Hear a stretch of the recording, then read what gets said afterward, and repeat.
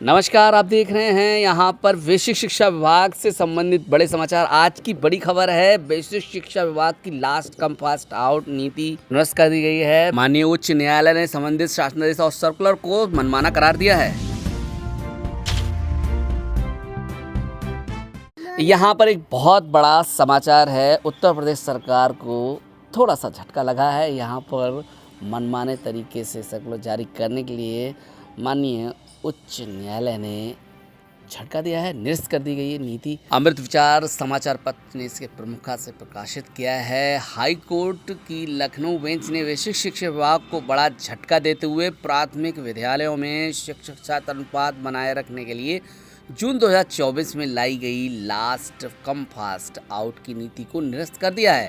न्यायालय ने इस संबंध में जारी 26 जून 2024 के शासनादेश और 28 जून 2024 के सर्कुलर के संबंधित प्रावधानों को मनमाना व जूनियर शिक्षकों के साथ भेदभावपूर्ण करार देते हुए खारिज कर दिया है। ये भी निर्णय न्यायमूर्ति मनीष माथुर की एकल पीठ ने पुष्कर सिंह चंदेल समेत सैकड़ों अभ्यर्थियों की ओर से अलग अलग दाखिल कुल 21 याचिकाओं पर एक साथ सुनवाई करते हुए पारित किया है। याचिकाओं में 26 जून 2024 के शासनादेश और 28 जून 2024 के सर्कुलर क्लास कहा गया है कि उक्त प्रावधान समता के मौलिक अधिकार के साथ साथ शिक्षा के अधिकार अधिनियम के भी विरोधाभासी है।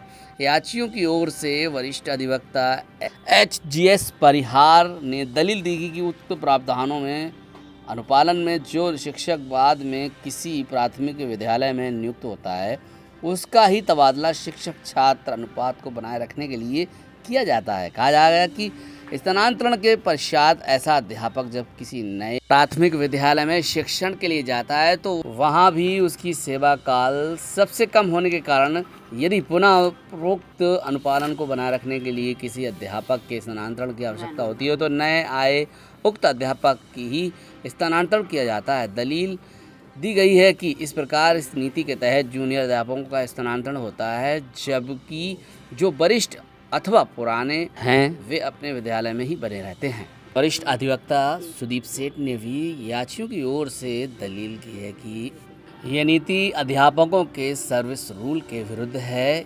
वही राज्य सरकार की ओर से याचियों का विरोध करते हुए कहा गया है कि याचियों को स्थानांतरण नीति को चुनौती देने का कोई अधिकार नहीं है। कहा गया है कि शिक्षा अधिकार अधिनियम के तहत शिक्षक छात्र अनुपात को बनाए रखने के लिए यह स्थानांतरण नीति आवश्यक है।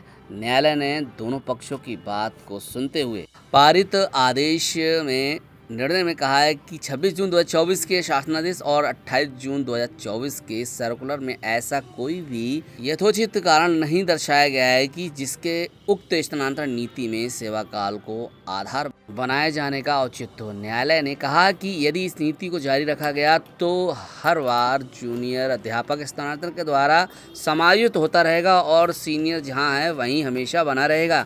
न्यायालय ने आगे कहा है कि उपरोक्त परिस्थितियों में यह कोर्ट पाती है कि उक्त स्थानांतरण नीति भेदभावपूर्ण और संविधान के अनुच्छेद 14 के अनुसार नहीं है। छात्र शिक्षा अनुपात पर होना था समायोजन। लखनऊ से एक खबर है, इसमें बताया है शहर या शहरी क्षेत्र के आसपास के विद्यालयों में सरप्लस शिक्षक तैनात हैं। वहीं दूर दराज के ग्रामीण क्षेत्रों के स्कूल एकल या दो शिक्षकों के भरोसे चल रहे हैं। ऐसे में बेसिक शिक्षा विभाग ने तय किया था कि एक या दो विद्यालयों दो शिक्षकों के भरोसे चल रहे स्कूल को छात्र शिक्षक अनुपात के मानक के अनुसार शिक्षकों की तैनाती कर दी जाए। इधर लगभग 15 सालों से शिक्षकों के समायोजन का कार्य नहीं हुआ था। प्राइमरी स्कूलों में 30 बच्चों पर एक शिक्षक, 45 बच्चों पर 2 शिक्षक और 60 बच्चों पर 3 शिक्षक होते हैं। 75 बच्चों पर 4 शिक्षक तथा 90 बच्चों पर 5 शिक्षक के मानक तय किए गए। लेकिन माना जाता है कि वर्तमान में इस मानक के अनुसार 85% स्कूलों में शिक्षकों की तैनाती कतई नहीं है। दरअसल दूसरे ज़िलों में तबादले और सेवानिवृत्ति की वजह से बड़ी संख्या में स्कूलों में शिक्षकों की कमी बनी हुई है। तो साथियों, एक और बड़ा झटका लगा है इस समाचार से। आपने जाना किस तरीके से इस शासनादेश को निरस्त किया है कोर्ट ने और सरकार को जवाब देने को कहा है।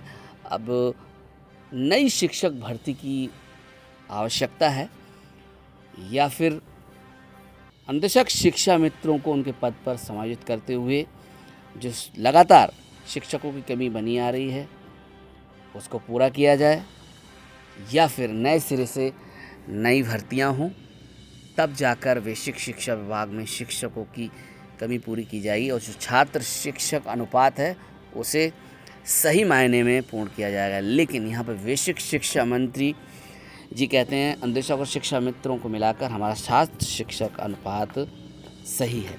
आप देख रहे थे अनुदेशक न्यूज़। मिलते हैं किसी और ख़ास अपडेट के साथ, तब तक के लिए अपना ख्याल रखिए। जय हिंद, जय भारत, वंदे मातरम, सत्यमेव जयते।